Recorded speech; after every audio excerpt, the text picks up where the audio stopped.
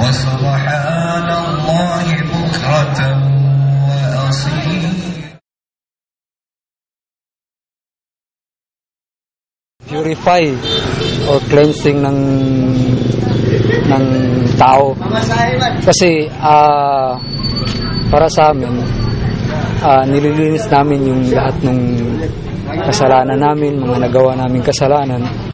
Magtawag din na bilang respeto doon sa nagdaang Ramadan, kung saan ang bawat Ramadan ay kailangan sa pagtatapos niya, kailangan talaga i-celebrate ang Ramadan through Eid al-Fitr, yung congregational prayer. Hindi pwede na hindi ka magsambayan. Kasi kumbaga, ginasuko mo sa Panginoon na ikaw hindi magawa ng masama. Nakasurvive kami sa panahon namin ng Ramadan.